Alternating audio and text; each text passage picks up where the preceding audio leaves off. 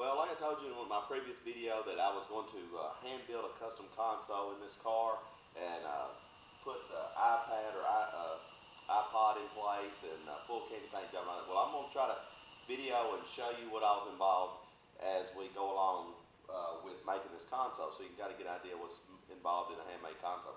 Handmade consoles are extremely time consuming and expensive when you do them at this level.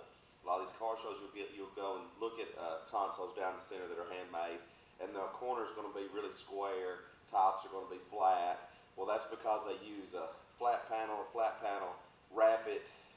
Yes, you get a custom console, but it's just square and plain Jane, I think. What I'm going to make is full candy. It's going to be painted candy. It's going to be molded. I may have some of the style lines of the car in it. It is going to be off the hook.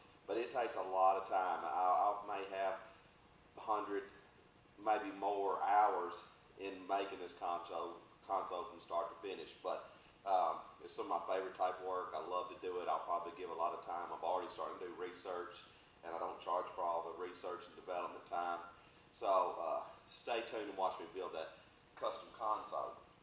Also, the car show we did the other day at Hunter's Custom Automotive Car Show in Nashville. Every year they've been having it for 37 years. It's an indoor show. It's a huge show. We were able to get put in the middle main room with our Cameo concept truck, and we took one of the first place trophies. It's about a 4.5 foot tall trophies. They have the Fabulous Five, I guess, are all the top place cars, and we were one of them out of hundreds of cars. So I've got a little video of when I walked in first thing that morning, and I got a little bit of Donald receiving. He actually got he got one little trophy, then one huge trophy. I wish I did a little better video, but I'll show you that right before I start showing you my custom console fabrication. And another thing I want to talk to you about is wheels. When somebody brings me a custom car, one of the first things they ask me is, what's the first thing that I need to do? Well, the first thing you need to do is get you a set of wheels and set your ride height. Wheels and tires, ride height. So I will get the customer to bring me the wheels and tires they selected. I'll put them under the car with jacks on the car and raise and lower and move that car around until that customer says, that's exactly what I want. Case in point, this car right here, the wheels and tires were bought after the fact.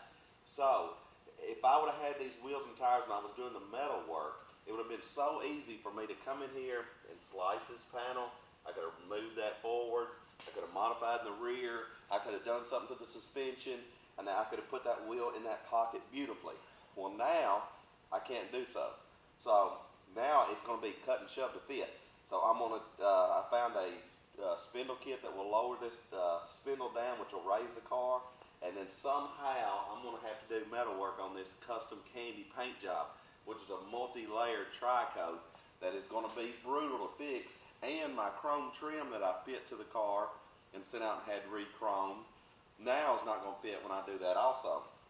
So I'm going to put the wheel in that spot there and rotate it and see what my minimums are that I've got to have.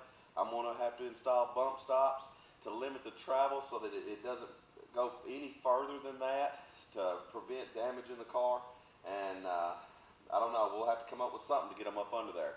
So it's always a good idea, wheels and tires first, then you can cut and chop your metalwork any way you want it.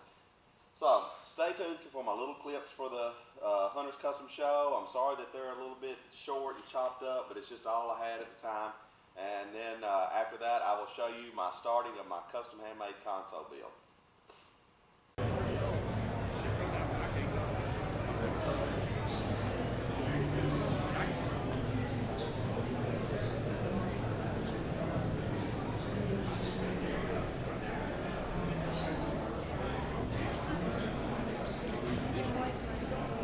Awesome. Winner and our ultimate fan five, it's Donald Sparks in a 58 Chevy pickup truck. Come on up, Don, vehicle 160. Boy, I tell you, you get one of these here, that's a real trophy. Nice job, Don. Thank you for the time, effort, and energy. It shows excellent. Your third winner in the top five goes to Michael Young with the little 32 Ford Roadster right over here. Come on up, Mike Young. Good job, Donald. All right, Donald won the top 5. Proud trophy winner. You got anything to say, Donald? All right, let's go home. Here on my chevelle, this is some of my favorite type work. I'm going to take this console, this dash panel here, and I'm going to install it up here in place. And then I'm going to take and build me a custom one-off handmade console that I'm going to bring right down in between this car seats. And I'm going to spray it candy paint to match the outside of the car. I'm going to put me some controls for my windows in it. I'm going to make this car a push-button start that is armed by a key fob. So when the owner gets close to the car, his key fob will arm the car. All he has to do is sit down and push the button and start it up. The power windows, stuff like that.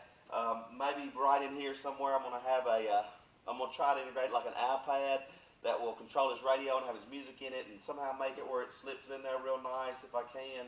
And all this is subject to change. We'll just have to see how it goes. So that's what I'm doing now. I'm going to set this up in there, and I'm going to take me some cardboard and I'm going to start mocking up what my little console is going to look like. And I'll show you what all is involved in building a custom handmade console.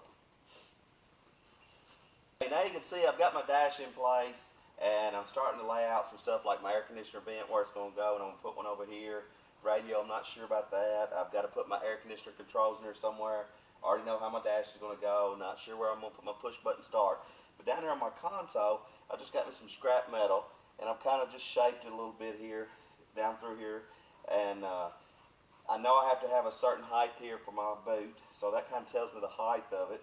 I know I want to put a glove box in it right here so that it can store stuff in there, so I'm trying to make it big enough to make me a little glove box.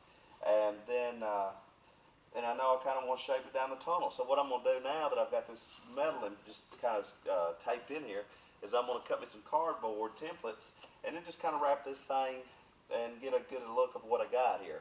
And then once I get the general shape of it, then I'll just start adding cardboard, and I might add something that comes off of this and comes down, and then see about maybe putting my tablet in there.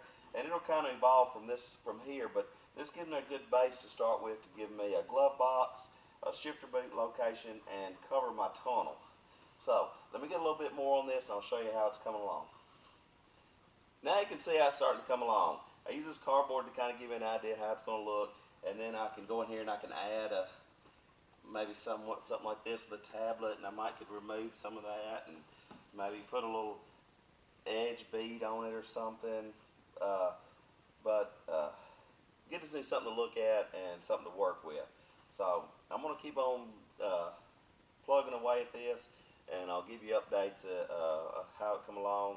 I'm waiting on the customer to come in and let him kind of see where we're at, and put in some input from him, and then we'll just keep at it here. So stay tuned for the custom console build here.